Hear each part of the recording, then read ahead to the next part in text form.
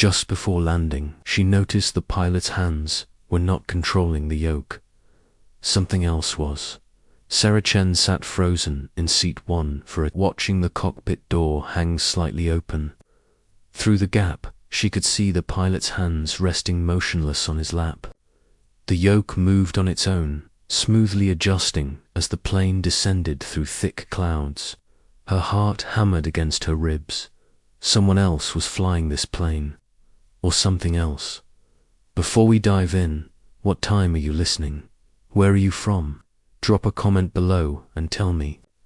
And please like and subscribe for more videos like this. Sarah boards flight 447 at 3 in the afternoon.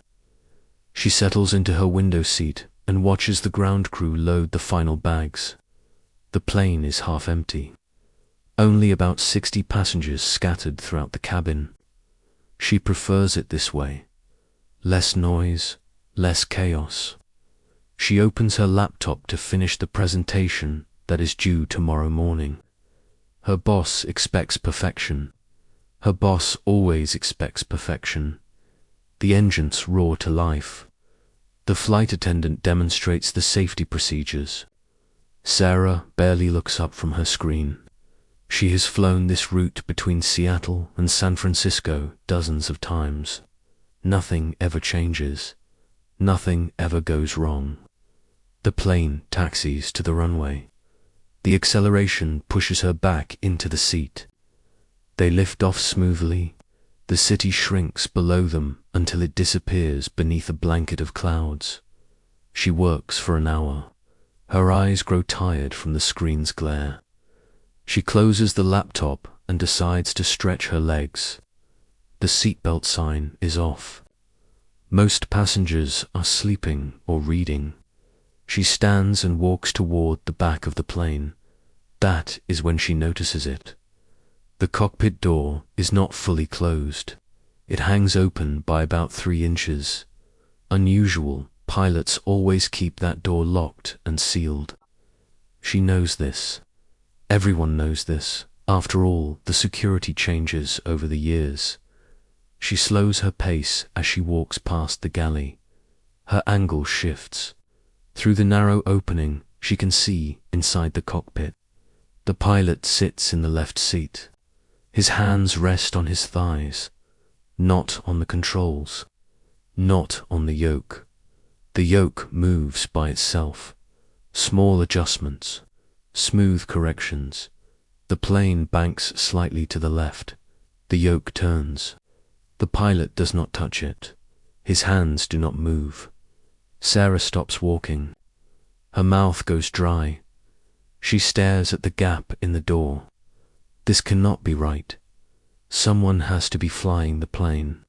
The co-pilot must be controlling everything from the right seat. That must be it. She leans slightly to the side, trying to see the right seat. Empty. No co-pilot. No one sitting there. Just an empty chair. Her pulse quickens. She looks around the cabin. No one else seems to notice anything wrong. An elderly man snores across the aisle. A woman 3 rows up reads a magazine. A teenager listens to music with closed eyes. Everything appears normal to them. But Sarah knows what she saw. The pilot's hands were not on the controls. The yoke moved by itself. She walks back to her seat. Her legs feel weak. She sits down and grips the armrests. Maybe she imagined it. Maybe the angle was wrong. Maybe the pilot was just resting for a moment while the autopilot handled the cruise. Yes, that must be it. Autopilot. Modern planes practically fly themselves. Everyone knows that. She tries to convince herself. She tries to calm her racing thoughts. But the door should not be open. That detail bothers her more than anything else.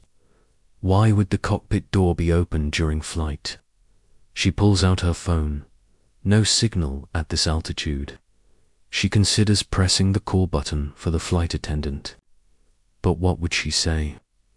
I saw the pilot not touching the controls. They would think she was paranoid. They would tell her about autopilot and make her feel foolish. 30 minutes pass. The plane begins its descent. The seatbelt sign chimes on. Sarah fastens her belt and watches the cockpit door. Still open, still that 3-inch gap. The plane drops through layers of clouds. The engines change pitch. The nose tilts downward. She cannot stop herself. She unbuckles and walks forward again. She has to see. She has to know. She reaches the galley and looks through the gap. The pilot sits motionless. His eyes are closed. His head tilts to the side. His hands remain on his lap. The yoke pulls back. The plane levels out. The throttle adjusts. Everything moves with precision, but no one touches anything. No human hands guide the controls. Sarah's breath catches in her throat. She sees it now. Wires. Thin silver wires attached to the yoke. They run across the cockpit to a black box mounted on the center console. The box has blinking lights, red and green, flashing in sequence.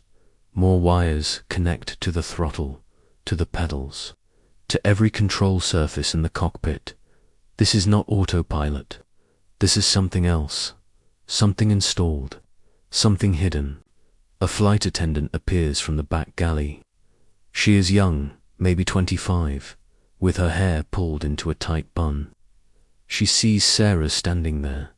She sees her staring into the cockpit. Her expression changes. The friendly smile vanishes. Her eyes go cold. "Get back to your seat," the attendant says. Her voice is flat. "EMOTIONLESS." Sarah points at the cockpit. The pilot is not flying the plane. Something is wrong. The attendant moves closer. She blocks Sarah's view of the door. "Sit down." Now Sarah backs away. Her hands tremble. She returns to her seat. The attendant follows her. She stands in the aisle beside row 14. She does not move. She just watches Sarah with those cold, empty eyes. The plane continues its descent. Sarah looks out the window. She should see San Francisco by now. The bay, the bridges, the familiar skyline. But below her stretches endless forest, dense trees covering rolling hills. No city, no lights, no buildings. This is not the approach to San Francisco. They are flying somewhere else. She turns to the attendant. "Where are we going? This is not the right route." The attendant does not answer. She just stares. Her hand reaches up and touches her ear. She is wearing an earpiece. Someone is talking to her. She nods once. Then she walks away toward the back of the plane. Sarah unbuckles again. She does not care about the seatbelt sign anymore. She moves to the window on the opposite side of the plane. More forest, mountains in the distance. No civilization anywhere. They have been flying for over an hour. They should have landed by now, but the plane keeps going, deeper into wilderness, further from any airport she knows. She notices other passengers starting to wake up, starting to look confused.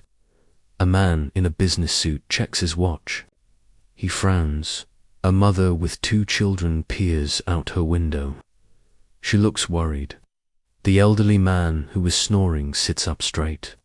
He asks the person next to him if they have landed yet. The plane banks hard to the right, sharp enough that bags shift in the overhead compartments. People grab their armrests. Someone gasps. The aircraft levels out again, still descending. The forest below grows closer. Sarah can see individual trees now, a narrow river cutting through the landscape, and then she sees it, a clearing, a long strip of bare earth carved into the wilderness, a runway, unmarked, hidden, not on any map. The landing gear deploys with a heavy thunk. The plane drops lower. The trees rush past the windows. They are going to land in the middle of nowhere. Sarah realizes the horrible truth. This is not an accident. This is not a malfunction. This flight was hijacked before it ever took off. The black box in the cockpit, the wires controlling everything. Someone planned this. Someone took control of this plane from the ground. The wheels touch down hard. The brakes engage. The plane shudders and slows. Dirt and dust cloud past the windows. They roll to a stop at the end of the makeshift runway. The engines wind down. Silence fills the cabin. Everyone sits frozen, confused, afraid. The flight attendant appears at the front of the cabin. She is not alone now. 2 more attendants stand with her. All 3 have the same cold expression, the same empty eyes. One of them opens the forward door. Stairs extend down to the ground. Men in dark uniforms climb aboard. They carry weapons. Not guns. Something else. Black devices that look like modified TASEs. Stay in your seats, one of the uniformed men announces. Do not move. Do not speak. You will be processed one at a time. Processed. The word hangs in the air like poison.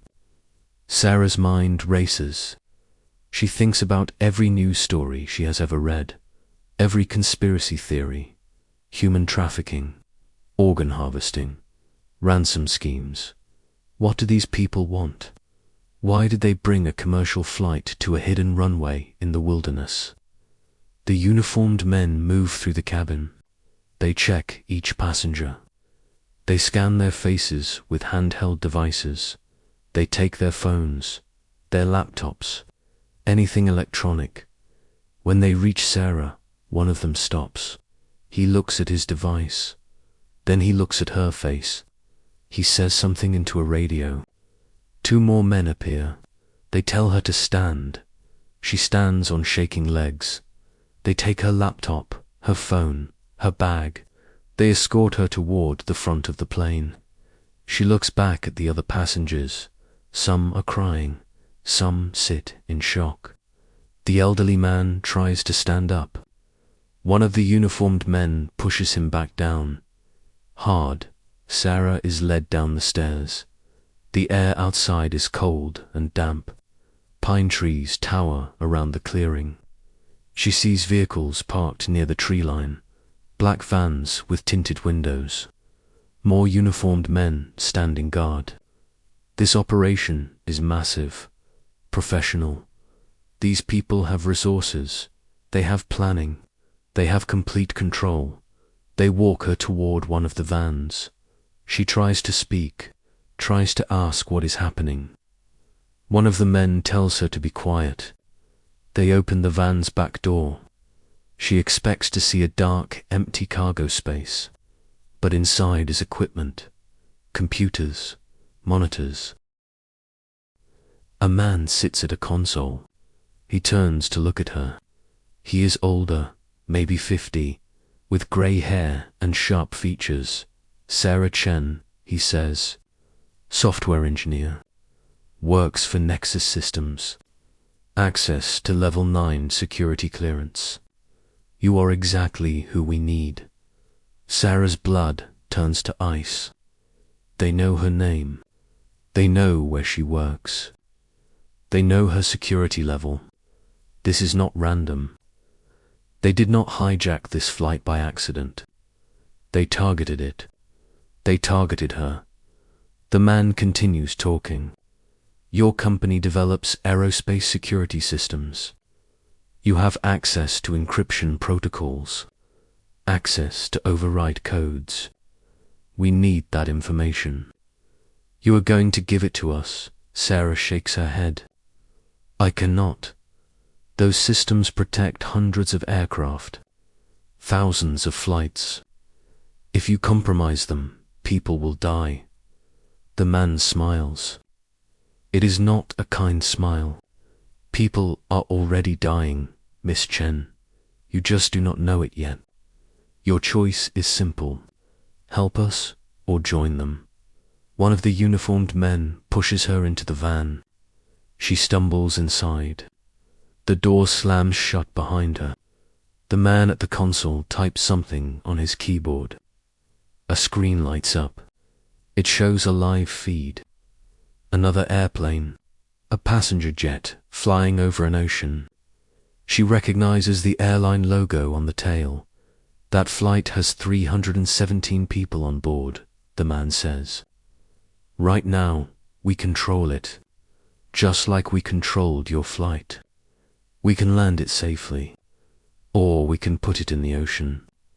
Your cooperation determines which one happens. Sarah stares at the screen. Her hands clench into fists. She thinks about the passengers on that plane. Families, children, people who have no idea their lives hang in the balance. She thinks about the systems she helped build. All designed to prevent exactly this kind of attack. And now these people want her to tear it all down. She looks at the man. What do you want? Money? Political demands? What is this about? The man leans back in his chair.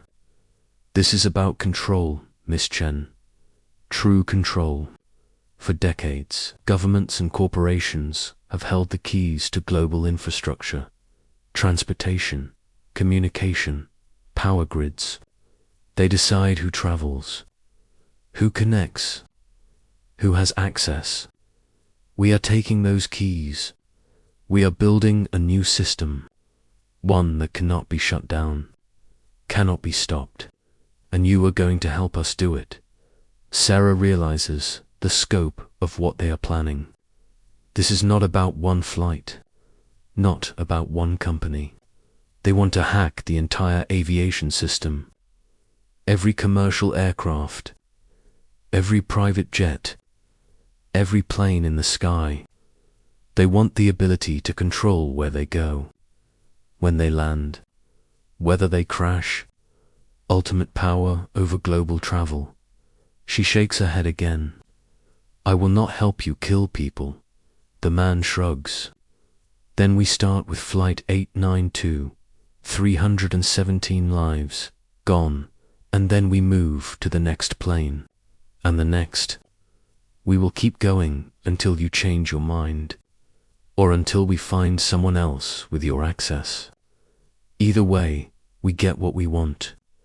The only question is how many people die first. Sarah's mind races. She needs time. Time to think. Time to find a way out of this. She looks at the console, at the equipment surrounding her. These people are sophisticated, but they are not perfect. Every system has a weakness. Every network has a vulnerability. She is a software engineer. She knows this better than anyone. All right, she says slowly. I will help you, but I need access to my company's servers. I need my credentials. I need time to break through the security layers. The man studies her face. He is trying to determine if she is lying, trying to see if this is a trick. Finally, he nods. You have 2 hours. If we detect any attempt to alert authorities, Flight 892 goes down. If you try to sabotage our systems, it goes down. If you fail to deliver what we need, it goes down. Do you understand? Sarah nods. She understands perfectly. She also understands something he does not. When she helped design the Nexus system's security protocols, she built in a backdoor that only she knows about. A way to trigger a global alert that cannot be stopped or intercepted. She just needs to access the right terminal, input the right sequence, and every security agency in the world will know exactly where she is. They set her up at a workstation. They give her a laptop with satellite internet. They watch her every move. She begins typing. Lines of code fill the screen. She navigates through layers of security. She uses her credentials to access restricted directories. The men watch the screen, but they do not understand what they are seeing. They are not programmers. They are soldiers. Muscle. They hired someone else to build their hijacking system. Someone smart. But not as smart as Sarah. She works for an hour. She types constantly. She appears focused on breaking through the encryption. But with every 10th line of code, she embeds a hidden command. A fragment of the fail-safe protocol. The pieces are scattered throughout her work, invisible to anyone watching. But when she activates the final sequence, they will all connect. They will all execute at once. The man checks his watch. 1 hour left, Miss Chen. I hope you are making progress. Sarah nods. Almost there. Just a few more layers. She continues typing. Her heart pounds, but her hands stay steady. She has been in high-pressure situations before. Tight deadlines. Impossible problems. She knows how to focus. How to push through fear and keep working. This is just another problem to solve. Just another system to break. Except this time, lives depend on getting it right. 30 minutes later, she has everything in place. The failsafe code is embedded and ready. She just needs to input the activation key. But she has to be careful. If they see what she is doing, they will stop her. They will kill her. They will crash that plane out of spite. She takes a breath. She stretches her fingers. She says she needs a moment. Her hands are cramping. The man tells her to make it quick. She stands and steps away from the console. She looks out the van's window. She can see the plane still sitting on the runway. Passengers are being led out now. One by one, processed, scanned, loaded into other vans. She wonders if any of them will survive this. She wonders if she will. She sits back down. She places her hands on the keyboard. This is it. She types the final command. The activation key. 20 characters. No mistakes. Her finger hovers over the enter button. She thinks about her family. Her parents in California. Her younger brother in college. She thinks about all the people on Flight 892. People she will never meet. People who do not know someone is fighting for their lives right now. She presses enter. The screen flashes. For a moment, nothing happens. Then alarms start blaring. Not in the van. Somewhere else. The uniformed men grab their radios. Voices shout through the static. The man at the console spins around. His face goes red with rage. What did you do? He screams. Sarah smiles. I gave you exactly what you asked for. Access to the system. Complete access. And now every security agency in the world has your location, has your frequency, has proof of everything you have done. They are coming, and there is nothing you can do to stop them. The man lunges at her, but he is too late. Outside the van, she hears the sound of helicopters, distant at first, then closer, louder. The uniformed men scatter. They run for the vehicles. Engines roar to life, but they are surrounded. Military helicopters appear over the tree line, fast and low. Searchlights cut through the clearing. Amplified voices boom from the sky. Drop your weapons. Get on the ground. Do not move. The man grabs Sarah by the arm. He drags her toward the van door. He is going to use her as a hostage, as a bargaining chip. But she is ready. She drives her elbow into his ribs, hard.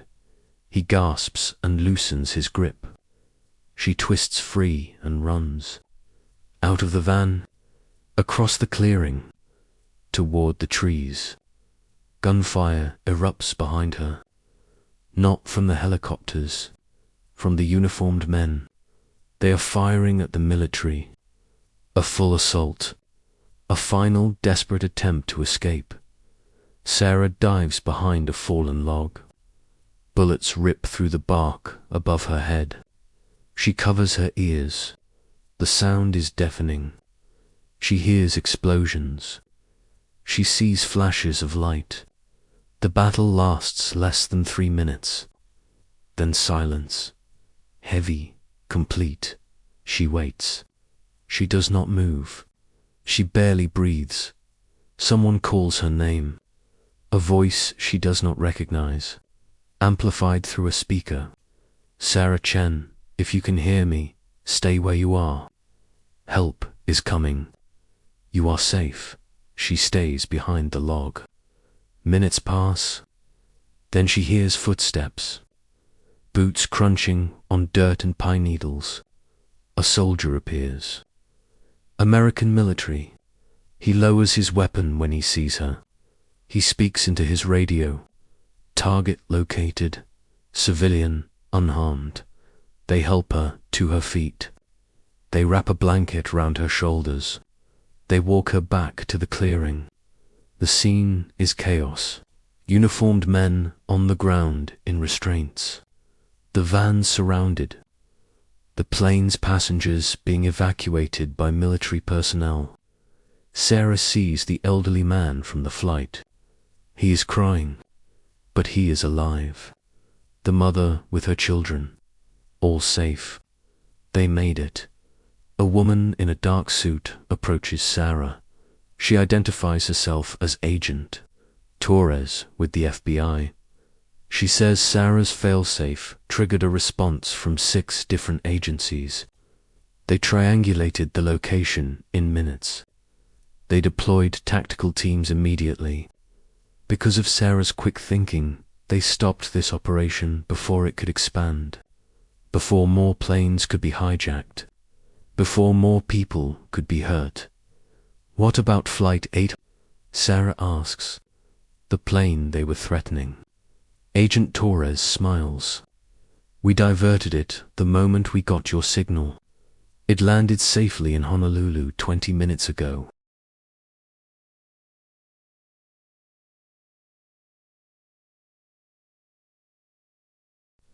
Every passenger is fine. They do not even know what almost happened.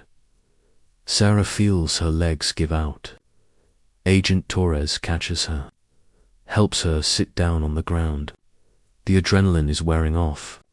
The reality is setting in. She just survived something impossible. Something most people will never believe actually happened. The investigation takes weeks. Sarah gives testimony to multiple agencies. She learns the full scope of the operation. The group called themselves the Network. They had been planning this for 3 years. They recruited insiders at airlines, airports, and aerospace companies. They developed technology to remotely control commercial aircraft. They planned to hold the world hostage, demand billions in cryptocurrency, threaten to crash planes unless governments paid. Sarah's flight was their test run, their proof of concept. If it had succeeded, they would have moved to the next phase, hijacking multiple flights simultaneously, creating global panic, but Sarah stopped them. One software engineer with a hidden failsafe and the courage to use it. The story breaks in the media. It dominates headlines for days. Some call her a hero. Some call her lucky. Sarah does not care about labels. She just wants to go back to normal life, back to her apartment, her job, her routine. But things are not normal anymore. She receives letters from passengers she saved, from families of people on Flight 892. They thank her. They tell her she gave them their lives back. She reads every letter. She cries over most of them. She never thought of herself as brave. She just did what needed to be done, what anyone would have done in her position. 6 months later, she sits in a conference room at Nexus Systems headquarters. The company has redesigned its entire security infrastructure. They have implemented new protocols, new safeguards, all based on lessons learned from the network's attack. Sarah leads the team. She's been promoted to Chief Security Architect. Her job now is to prevent what almost happened, to stay ahead of the people who want to do harm, to protect the systems that protect lives. She thinks about that afternoon on flight 447, about the moment she saw the pilot's hands resting on his lap, about the yoke moving on its own.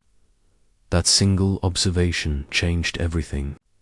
If she had ignored it, if she had convinced herself it was nothing, if she had stayed in her seat and said nothing, the network would have succeeded, and the world would be a different place. Sarah learns an important truth. Sometimes the smallest details matter most. Sometimes noticing what others miss makes all the difference. Sometimes one person paying attention can stop a catastrophe. She carries this truth with her. She shares it with her team. She reminds them that their work is not abstract. It is not just code and algorithms. It is lives. Real people on real flights, trusting that someone somewhere is watching out for them. On quiet nights, Sarah still thinks about the clearing in the forest, about the black box with blinking lights, about the man who tried to use her to hurt thousands. She thinks about how close it all came to going wrong. How many things had to align perfectly for her to succeed. The open cockpit door, her decision to walk past it, her knowledge of the system, her hidden failsafe, all of it necessary, all of it essential. She does not believe in fate. She believes in preparation. She believes in vigilance. She believes in people who refuse to look away when something feels wrong. That is what saved Flight 447. Not luck, not chance. Just a software engineer who trusted her instincts and fought back when it mattered most. The world moves on. Other stories replace hers in the headlines. Other crises demand attention. But the passengers of Flight 447 never forget. Neither do the people on Flight 892. They live their lives knowing someone they never met refused to let them die. They carry that knowledge with them. Some dedicate their lives to helping others. Some become more aware of the systems that protect them. Some simply hug their families a little tighter. Sarah Chen returns to work every day. She writes code. She designs security systems. She trains new engineers. And she tells them all the same thing. Pay attention. Question what does not make sense. Trust yourself when something feels wrong. Because one day you might be the only person standing between disaster and safety. And on that day, everything you have learned will matter. Everything you have prepared for will be tested. And the choice you make will echo far beyond anything you can imagine. So, if you like this video, please like and subscribe for more videos like this.